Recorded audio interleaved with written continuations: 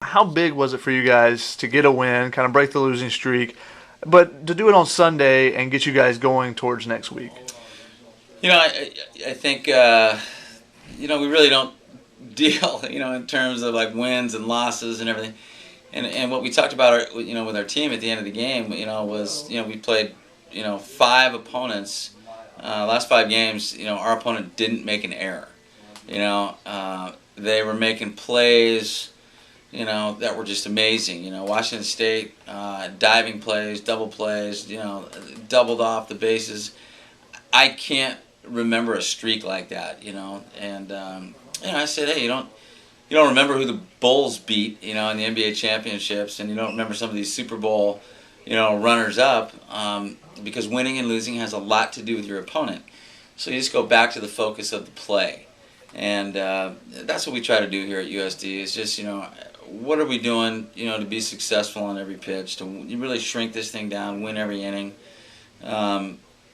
So I think, I really want to give credit to Loyola Marymount. I mean, they have always done a great job. Coach Gill and his staff, really can coach it up. These guys, they play a lot of freshmen, and man, they execute. They're very opportunistic on offense. They remind me of UCLA a little bit last year.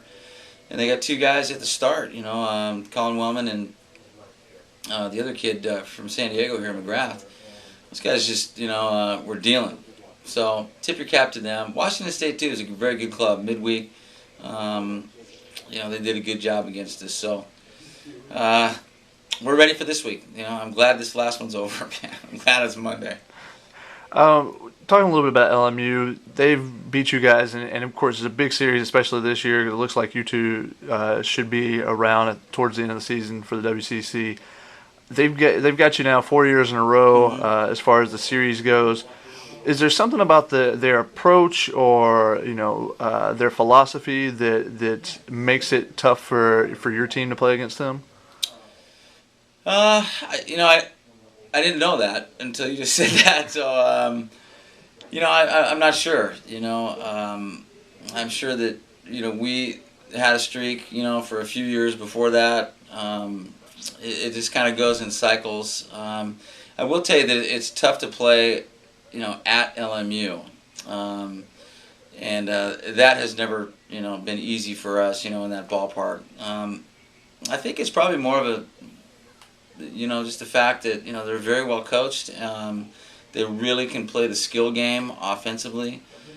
They seem to really have some matchup guys in the pen, and I don't know if there's rhyme or reason for it. It's just two good teams going at it, and they've come out the last 4 years. The 4 years before that, I'm sure we did. I'm not sure. And today you get a great performance out of Louie Lechich. Right. He goes 8 1/3.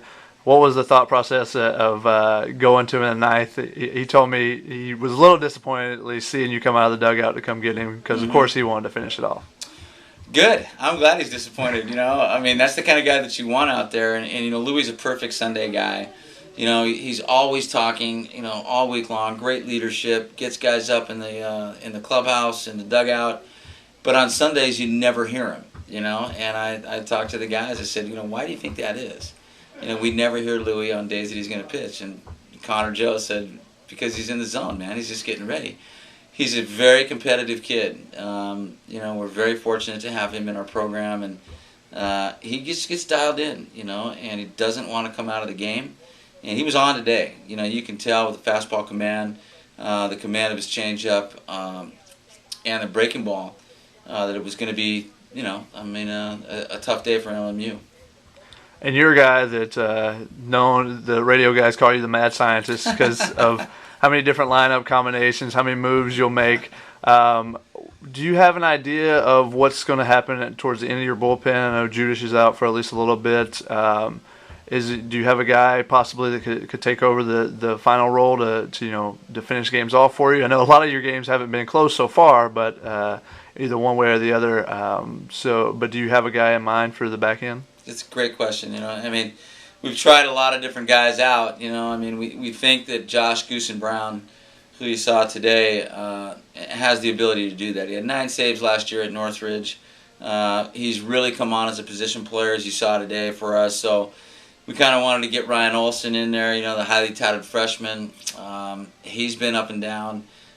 Great stuff. Lucas Long, same kind of thing. The transfer from U of A a couple years ago. He's been good. Wes Judish was the stopper of the year. Looks like he's going to be out. So we're still trying to find that deal, and that's what happened with the Washington State thing. We're just kind of mixing and matching, trying to find the right combinations. We don't use the same lineup a lot. So mad scientist, I don't know. I think mad scientists have a lot more hair than me, so I don't know if that's it's more like survival mode, I started coaching when I was 24, and I was at Cal Lutheran at USF, and you just get used to having to try to trick people, and I guess that kind of has stuck with me. And one thing I did see is you did against, I believe, Washington State was took somebody out and put Goossen-Brown, took a lefty out, put them in right field and brought Goossen-Brown in, and then and changed it or reversed that. But do you think that's something you may use in the future, especially with having Lechich and Goossen-Brown, they're both capable of playing the outfield on a regular basis, that you can, lefty righty, mix them up like that and just put your reliever out in the outfield? Is that something you might use more in the future? Absolutely, and the key to that's Max McNabb. We've got a great matchup lefty. I think he's 0 for 9 inherited runners scoring. Has really figured it out, as a senior year. Ton of confidence. So we can bring Max in for a lefty and, take Josh out, put him in right field, and then bring him back in for the right-handers, which he's very tough on. So I would assume we'll do that a little bit more. Todd Worrell, they used to do that, back in the mid-'80s, with the St. Louis Cardinals. He and I are the same age. Tony La Russa's done it, a little bit. Joe Madden. Here in college, it's a playoff game every day, so I think that we'll probably see that a couple more times. And then last thing, Coach, how do you see the West Coast Conference shaping up? It looks like there's going to be 4 or 5 teams at the top that are going to be competing just to get into the WCC tournament. So it's awesome. It's awesome. We developed that tournament. A couple years ago, the West Coast Conference, thankfully okayed it.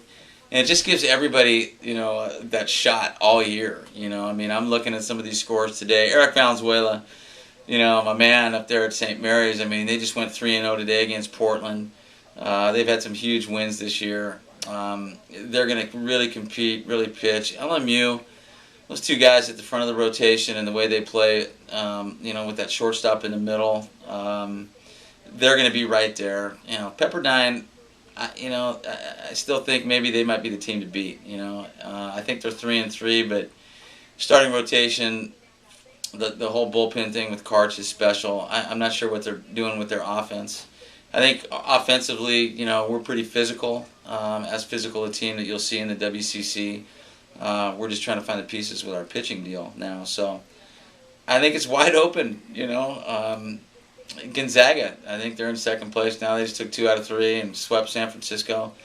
And then you got San Francisco, who has the best player in the league with Zimmer. So it's going to be fun, man. You got a great job this year, Shotgun.